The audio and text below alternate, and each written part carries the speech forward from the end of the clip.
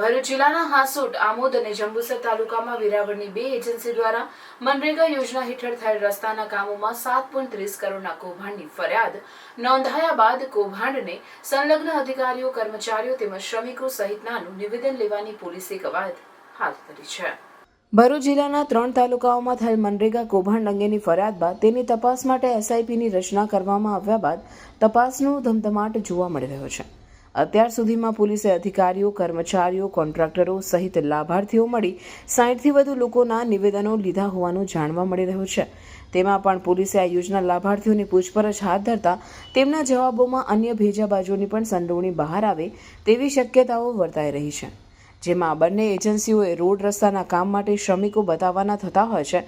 જે તે ગામના આગેવાનને કટકી આપીને સાથે રાખ્યા હતા, જેના ભાગરૂપે જે તે આગેવાન તેના ગામના શ્રમિકોના જોબ કાર્ડ બનાવી તેમના ખાતા ખોલાવતો હતો અને તે તમામ દસ્તાવેજો પોતાની પાસે રાખતો હોવાનું સપાટી પર આવી રહ્યું હોવાનું જાણવા મળે છે.